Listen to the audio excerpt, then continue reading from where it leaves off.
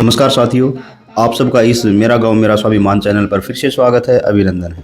साथियों, ये दृश्य है रोहतक में नेहरू कॉलोनी का, जहां पे अंबेडकर भवन है और यहाँ पे अंबेडकर जी की जयंती जो कि 133वीं जयंती थी, उसके उपलक्ष्य में यहाँ पर बहुत सारे साथियों ने मिलके अंबेडकर जी की जयंती का उत्सव मनाया, जहां पर मुख्य अतिथि के रूप में दीपेंद्र हुड्डा जी आने वाले थे, लेकिन अलग क्षेत्र में उनका एक महा उत्सव होने की वजह से यहाँ पे उन्होंने अपनी माताजी आशा हुड्डा जी को यहाँ पे भेजा है और इस जन सैलाब में उनका यहाँ आने पर लोगों ने बहुत आदर और मान के साथ सम्मान किया, स्वागत किया। और इस उपलक्ष्य में जो इस सोसाइटी ने जहाँ पे इसको बुलाया गया है, उन्होंने बहुत सारे कंपटीशन रखे थे, जिनमें बहुत सारे जो बच्चे हैं, मेधावी बच्चे हैं, जो राइटिंग कंपटीशन, स्पीच और कला के माध्यम से या फिर जो स्पोर्ट्स में एक अग्रिम स्थान लिया है, उनको भी यहाँ पे शील्ड देकर उनका मनोभाव बढ़ाया। और यहाँ पे आशा हुड्डा जी ने डॉक्टर भीमराव अंबेडकर जी की जयंती के उपलक्ष्य में उनके सामने फूल अर्पित किए। और फूल अर्पित करने के बाद में जो यहाँ पे जो कार्यक्रम रहा, उसमें उन सभी मेधावी बच्चों को शील्ड देकर सम्मानित किया गया, प्रोत्साहित किया गया। और उसके बाद में उनके जो विचार हैं, भारत भूषण जी के भी और आशा हुड्डा जी के भी, उन विचारों को आप सुनिएगा। और इस उत्सव पर उन्होंने जो विचार रखे हैं वो सबको डेडिकेट करते हुए और भीमराव अंबेडकर जी को उनके जीवन की जो इतनी विशाल जीवन शैली जीकर लोगों को प्रेरणा देते हुए और लोगों में मानवता को संचार करते हुए ऐसे संविधान का निर्माण किया, उसके बारे में जो उन्होंने प्रशंसनीय शब्द जो बोले हैं वो लाजवाब हैं। सुनिएगा, उन्होंने डॉक्टर भीमराव अंबेडकर जी जो कि भारत रत्न हैं, उनके बारे में क्या क्या विचार रखे और किस सलीके से उन्होंने जनता जनार्दन को संबोधित किया। सुनिएगा उनके अल्फाजों को। स्टेट गोल्ड मेडल विपियोडो सॉफ्टबॉल में इन्होंने भी बहुत बढ़िया प्रदर्शन करा है। आप तालियों की गड़गड़ाहट से इन बच्चों का हौसला अफजाएं जिन्होंने नेशनल गेम में गोल्ड मेडल जीते हैं। अभिनंदन है, स्वागत है सभी बच्चों का। आप तालियां बजाकर स्वागत करें कि ये निरंतर ऐसे ही अपने देश, अपने समाज, अपने परिवार का नाम रोशन करें। सभी से अनुरोध है कि आप तालियों से इनका स्वागत करें। इस अम्बेडकर इंस्टीट्यूट के अध्यक्ष, इस सोसाइटी के अध्यक्ष डॉक्टर अनिल मेहरा जी, हमारे सरपंच गांव गिलौर के बलवान रंगा जी, श्री किशन मुंडे जी, वजीर सिंह भौरिया जी, कुलदीप राठी जी, हमारे दोस्त अनिल कुमार जी, अशोक कलसन जी, पवन कुमार सोतवाल जी, सुरेश सोतवाल जी, हनीश साहिल जी, राजवीर दहिया जी, धर्मचंद भोला जी, सूबेदार राम सिंह जी, श्री धीर सिंह मदान जी, फूल कुमार बोवाल जी, श्री ऋषिराज बिनानिया जी, श्रीमती शकुंतला सब्रवाल जी, श्री सत्यवान राठी जी, बलवान रंगा जी, पहले नाम बोला है उनका, श्रीमती गीता भारती जी, श्री निरंजन जी, आदर की जो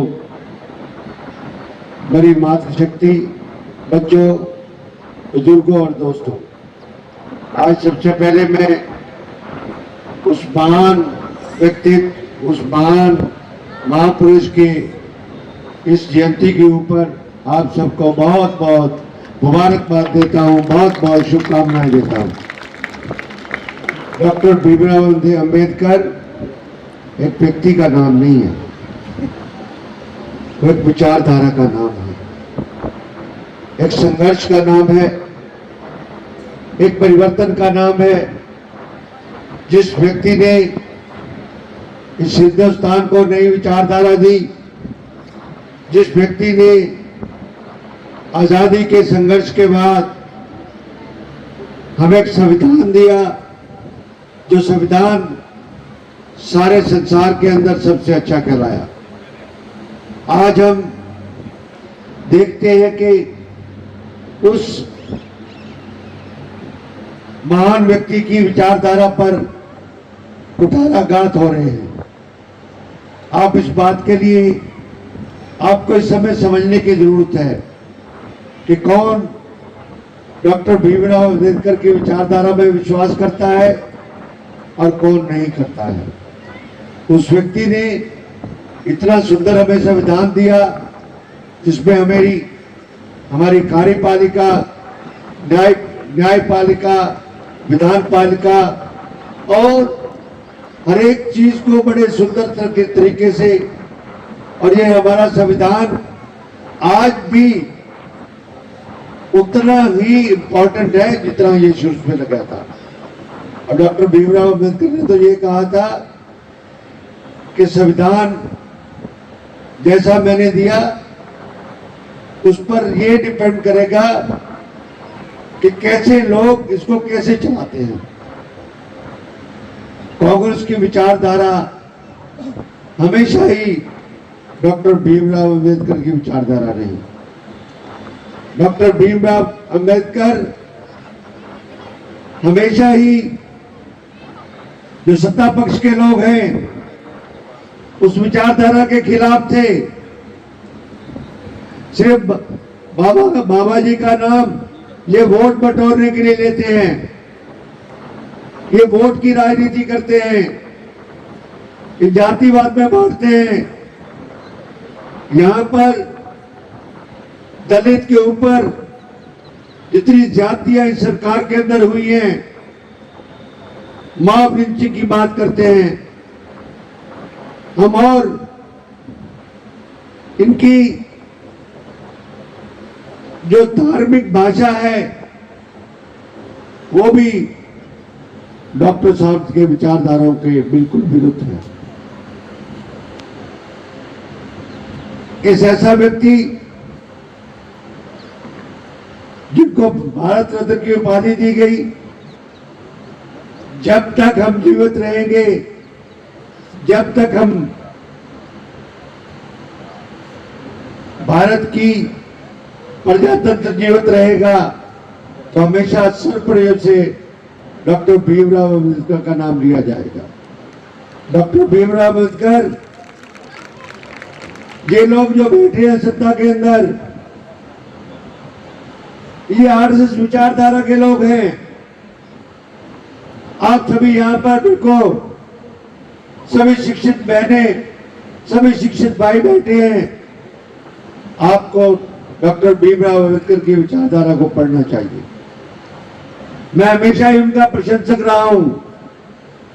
उन्होंने बहुत बड़े कानून के ज्ञाता थे, बहुत सारी डिग्रियां थी, और सबसे बड़ी जो डिग्री मानी जाती है वो डॉक्टरेट ऑफ लॉ होती है, वो डॉक्टर भीमराव अंबेडकर थे। ये हमारा दुर्भाग्य है कि हमारे बीच में से जल्दी चले गए, और आपका फर्ज बनता है कि उस विचारधारा को आगे लेके जाएं। इस आरएसएस की विचारधारा के खिलाफ बहुत खिलाफ थे। मैंने डॉक्टर भीमराव अंबेडकर को बड़ी डिटेल में पढ़ा है और मैं उनका प्रशंसक हूं। मैं उस विचारधारा का भी प्रशंसक हूं कि जिन्होंने हिंदुस्तान में ऊंच नीच को खत्म करने की बात और धार्मिक जो उन्माद ये लोग करते हैं उसके विरुद्ध डॉक्टर भीमराव अंबेडकर थे। आज अगर उस विचारधारा में आप विश्वास करते हैं, आप इस विचारधारा को आगे लेके जाना चाहते हैं, तो आज के दिन में आपको संकल्प करना होगा कि जो शक्तियां डॉक्टर भीमराव अंबेडकर की विचारधारा के खिलाफ थी, उनका तख्ता पलट दो। आप उनको आप किसी हालत में बर्दाश्त मत करो, क्योंकि वो मनुवादी प्रवृत्ति के आदमी हैं। मैं तो यही आपको इस संदेश दूंगा। उस व्यक्ति को सबसे बड़ी श्रद्धांजलि यही होगी कि उसकी विचारधारा पर चलो। कांग्रेस हमेशा ही उसकी विचारधारा पर विश्वास करती है। कांग्रेस आज भी अपने हर एक ऑफिस के अंदर सबसे पहले डॉक्टर भीमराव अम्बेडकर का चित्र लगाती है। कभी देखा है बीजेपी के दफ्तर में डॉक्टर भीमराव अम्बेडकर का कोई चित्र लगा हुआ? कहीं पर और आज तक देखा है? कह दो उनको कि आरएसएस के ऑफिस में डॉक्टर भीमराव अम्बेडकर का चित्र लगाए वहां पर, वोटरों की जहां पर बात करते हैं। वोट देने के लिए तो मोदी बाबा जी की बात करता है, पर रियल में बाबा के विचारधारा से ये बिल्कुल खिलाफ है। इन्हीं शब्दों के साथ मैं तो कहूंगा उनकी विचारधारा पे चलते हुए आज आप संकल्प लेके जाएं और उन ताकतों को जो डॉक्टर भीमराव के अम्बेडकर के खिलाफ थे उनके खिलाफ आप जरूर लड़ें। जय भीम, जय भीम, जय भीम। धन्यवाद। बहुत बहुत धन्यवाद। आदरणीय विधायक जी ने जो बात कही है वो समझने की जरूरत है हमें और उस पर अमल करने की जरूरत है। एक बार आप नारा देंगे, जय भीम, जय भीम। हमारे बीच में बहुत ही मान सम्मान के योग्य आदरणीय श्री कदम सिंह अलावा जी पहुंचे हैं। एसोसिएशन उनका तहे दिल से धन्यवाद करती है। भाई के डी हमारे बीच में सुनाना गांव से सरपंच राजकुमार बंटी जी, कुलदीप सरपंच जी भी हमारे बीच में पहुंचे हैं। दिल की गहराइयों से स्वागत है। टाइम कम है, समय की नजाकत को देखते हुए मैं अनुरोध करूंगा कि हमारे बीच में आदरणीय श्रीमती आशा हुड्डा जी विराजमान हैं, वो भी दो शब्द आपको कहेंगी और कुछ बातें वो जो बताएं वो हमें याद रखनी है और उन पर अमल करना है। एक बार तालियों से स्वागत कीजिए श्रीमती आशा हुड्डा जी का, तालियों के साथ स्वागत कीजिए। भारत रत्न बाबा साहब, भारत रत्न बाबा साहब अमर रहे। धन्यवाद।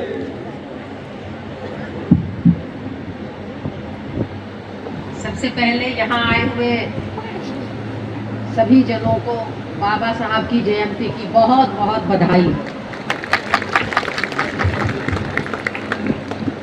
यहाँ समिति ने मुझे अब दिया, इसके लिए मैं समिति का भी धन्यवाद करती हूँ।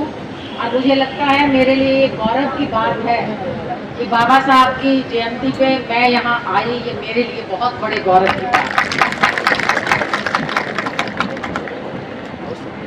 1947 में जब ये देश आजाद हुआ था तो सबसे बड़ी जिम्मेदारी थी इस देश को कैसे चलाया जाए। देश कमजोरी की हालत में था, गरीबी की हालत में था और उस समय जो देश के लिए संविधान बनाया गया वो बाबा साहब की देख रेख में, उनकी अध्यक्षता में ये संविधान बना, जिसकी वजह से आज भी हमारा भारतवर्ष दुनिया में बहुत अधिक तरक्की के रास्ते पर चल रहा है। बाबा साहब का जन्म एक बहुत गरीब परिवार में हुआ। ऐसे गरीब परिवार में हुआ कि जहां उन्हें छुआछूत और हर तरह के भेदभाव से गुजरना पड़ा। यहां तक कि जब वो स्कूल में पढ़ने जाते थे तो उन्हें कक्षा के अंदर नहीं जाने दिया जाता था। लेकिन आप उस इंसान की शख्सियत देखिए कितनी महान थी कि आज तक इस विश्व में सबसे ज्यादा डिग्री अगर किसी व्यक्ति ने ली है तो वो बाबा साहब अम्बेडकर थे। उनके रिकॉर्ड को कोई तोड़ नहीं पाया।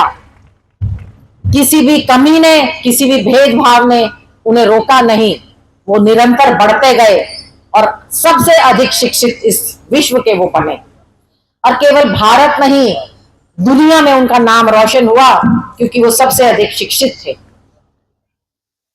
और वो अपने समाज, हमारे भारतवर्ष के लिए क्या संदेश देके गए? अगर 3 शब्दों में उनका संदेश है, शिक्षित बनो, संगठित रहो, संघर्ष करो। लेकिन मुझे दुख के साथ ये कहना पड़ता है कि अभी भी हमारे भारत में शिक्षा की अभी भी बहुत कमी है। पिछली सरकारों ने शिक्षा के क्षेत्र में बहुत अच्छा काम किया, लेकिन दुर्भाग्य से जो आज सरकार राज कर रही है वो क्या काम कर रही है? सरकारी स्कूलों को बंद कर रही है, शिक्षा को प्राइवेटाइज किया जा रहा है। अगर शिक्षा को प्राइवेटाइज किया जाएगा, उसका सीधा नुकसान किसे होगा? गरीब के बच्चे को होगा। अमीर का बच्चा तो पढ़ लेगा प्राइवेट स्कूल में, हमारे गरीबों के बच्चे कहां जाएंगे? तो ये सबसे पहला और सबसे बड़ा प्रहार जो आज की सरकार कर रही है गरीबों के हितों पे, कि उन्हें उच्च शिक्षा ना प्राप्त हो। Universities, medical college, IIT, IIM, ये सभी ऐसे संस्थान थे जहां फीस नाम मात्र के लिए दी जाती थी, और बाबा साहब के बनाए हुए संविधान के अनुसार शिक्षा का अधिकार सबको बराबर प्राप्त था। लेकिन आज उनकी फीसें बढ़ा दी गई, कई कई गुना ज्यादा कर दी गई, ताकि गरीब का बच्चा पढ़ के उच्च शिक्षा ना प्राप्त कर सके। बाबा साहब ने आपके हाथ में एक बहुत बड़ा हथियार दिया था। उन्होंने जब आपको कहा था कि संघर्ष करो, तो उसके साथ साथ एक हथियार हमारे हाथ में दिया था। वो हथियार था वोट का अधिकार। और ये वोट का अधिकार सबको बराबर प्राप्त है, इसमें कोई भेदभाव नहीं कर सकता, कोई ऊंच नीच नहीं दिखा सकता, कोई गरीब अमीर में फर्क नहीं कर सकता। आपके पास वोट का मौका आएगा, आप अपने लिए ऐसी सरकार चुनो जो आपके हितों को देख रेख करके आपके बच्चों का भविष्य उज्जवल बनाए। यहाँ कितने युवा बच्चे हैं बाहर पढ़ रहे हैं, किस उम्मीद से पढ़ते हैं? मुझे कई बार बहनें मिलती हैं मेरे साथ की, या मुझसे भी छोटी उम्र की होती हैं, वो एक ही बात मुझे कहती हैं, बेबे तुम कह तो दो हो पढ़ा ले, फिर नौकरी तो को नहीं मिलती। मैं ठीक कह रही हूं ना? यही कहती हैं बहनें, भाई पढ़ा के करा, नौकरी तो को नहीं मिलती, इससे अच्छा हम दिहाड़ी मजदूरी कर लें। ये बात सुन के मुझे बहुत दुख होता है, क्योंकि हर बच्चे का अधिकार है अच्छी शिक्षा प्राप्त करे, और उसको शिक्षा प्राप्त करने के बाद रोजगार के अवसर उपलब्ध हों। तो आप ऐसी सरकार चुनिए जो आपको बराबरी की शिक्षा और बराबर रोजगार के अवसर उपलब्ध कराए। अभी इस सरकार में क्या हो रहा है? सारे जो सरकारी संस्थान थे उन्हें प्राइवेट हाथों में सौंप दिया गया। प्राइवेट हाथों में सौंपने का मतलब आप समझते हैं? प्राइवेट हाथ में जाते ही क्या होगा? रिजर्वेशन खत्म, चाहे वो हरियाणा का बच्चा लगाए चाहे बाहर के। और रिजर्वेशन को खत्म करने का इससे अच्छा तरीका कोई नहीं है, क्योंकि जो रिजर्वेशन बाबा साहब ने अपने संविधान में दी थी, वो रिजर्वेशन ये पार्लियामेंट में खत्म नहीं कर पाए। तो इसलिए ये संस्थानों को प्राइवेटाइज कर रहे हैं, प्राइवेटाइज करके खत्म कर रहे हैं। और एक और योजना लेके आए हैं, कौशल रोजगार योजना। कौशल रोजगार योजना क्या है? कोई रिजर्वेशन नहीं, कोई मेरिट नहीं, कोई परमानेंट जॉब नहीं, कोई प्रमोशन नहीं, जिसका दिल करा जब लगा दिया, जिसका दिल करा तब हटा दिया। ये सभी बातें हमारे युवा भविष्य, बच्चों के भविष्य के लिए बहुत खतरनाक साबित होंगी आने वाले समय में। तो आने वाला जो महीना, आने वाला जो चुनाव है, वो हमारे युवा बच्चों के भविष्य की लड़ाई का चुनाव है। अगर हमने उनका भविष्य सुरक्षित रखना है, तो ये लड़ाई हमें बाबा साहब के दिखाए रास्ते पर संगठित होकर लड़नी पड़ेगी, और ये संघर्ष करना पड़ेगा। आप यहाँ इतनी भारी संख्या में आज यहाँ आए हैं बाबा साहब की जयंती मनाने। मैं आपसे एक बात का जवाब मांगती हूँ, क्या यहाँ हम केवल आके एक 14 अप्रैल को बाबा साहब को याद करके और फिर बाहर जाके उनकी बातें भूलकर क्या हम अपना फर्ज पूरा कर रहे हैं? अगर आप यहाँ आए हैं इस पंडाल में, इस जयंती में शामिल होने, तो यहाँ से शपथ लेके जाएं कि बाबा साहब के बताए हुए रास्ते पर चलेंगे, तभी यहाँ आने का आपका पर्पस है। तो क्या मैं उम्मीद करूं यहाँ जितने भी भाई बैठे हैं, युवा साथी और मेरी बहनें बैठी हैं, वो आज मुझे ये वचन देके जाएं कि हम अपने बच्चों के, अपने युवा के, अपने भारत के भविष्य की लड़ाई लड़ेंगे, बाबा साहब बताए के रास्ते पर चलेंगे। क्या आप तैयार हैं? हाथ खड़े करके। तो आपको इस संघर्ष के लिए आज यहाँ वायदा करना पड़ेगा और जोर से कहना पड़ेगा, हाँ हम अपने हकों की लड़ाई लड़ेंगे। क्या आप लड़ेंगे? लड़ेंगे। क्या आप ये लड़ाई लड़ेंगे? लड़ेंगे। तो नेहरू कॉलोनी में भी पूरी आवाज नहीं गई, दिल्ली कैसे पहुंचेगी? ये आवाज दिल्ली पहुंचनी चाहिए कि हम अपने भविष्य की लड़ाई लड़ने के लिए तैयार हैं, हमारे आगे कोई भी अड़चन आए हम ये संघर्ष करेंगे। तो एक बार और जोर से कहिए, क्या हम ये लड़ाई लड़ेंगे? लड़ेंगे। और अगर इतनी संख्या में हम संगठित होकर ये लड़ाई लड़ेंगे, तो बाबा साहब लड़ाई जीतेंगे। मैं ये चाहती हूँ कि आने वाला महीना, आप सब लोग मेहनत कीजिए और ये जो सरकार जो युवाओं के हितों के साथ खिलवाड़ कर रही है, गरीबों के साथ खिलवाड़ कर रही है, ऐसी सरकार को यहां से आप भगाने का काम करें। आपकी अपनी सरकार बने, ऐसी सरकार जिसमें आप अपनी कोई भी मांग लेके जाए तो उस पर सहानुभूति पूर्वक विचार किया जाए, उसका हल निकाला जाए। ऐसी सरकार आप लेके आइए। अगली 14 अप्रैल हम कांग्रेस की सरकार में इसी आंगन में आने, आपका साथ चाहिए, आपका विश्वास चाहिए, आपका साहस चाहिए। ये लड़ाई हम अवश्य जीतेंगे। गरीबों की विरोधी सरकार जा रही है, गरीबों की हितैषी सरकार आ रही है। आ रही है, आ रही है, जोर से बोलिए, आ रही है ना? आ रही है। आपके साथ की वजह से आएगी। कोई अकेला ये लड़ाई नहीं लड़ सकता। और बाबा साहब के 3 शब्द दोबारा दोहराती हूँ, शिक्षित बनिए, संगठित रहिए। कोई लड़ाई नहीं लड़ सकता। संगठित होकर लड़िए और संघर्ष करते रहिए। जीत हमेशा आप ही की होगी। इन्हीं शब्दों के साथ मैं एक बार फिर से आपको बाबा साहब की जयंती की बहुत बहुत शुभकामनाएं देती हूँ। मेरे साथ जोर से कहिएगा, जय भीम, जय भीम, जय भारत, जय भारत। धन्यवाद। आशा उठा की भीमराव अम्बेडकर अमर रहे, अमर रहे, अमर रहे। मैं धन्यवाद करता हूँ। अंत में भंडारा ग्रहण करके इस कार्यक्रम का समापन हुआ और यहाँ के बाद यहाँ से फिर एमडी यूनिवर्सिटी में जाके पौधारोपण किया गया। इस स्पेशल दिन को और भी ज़्यादा स्पेशल किया गया।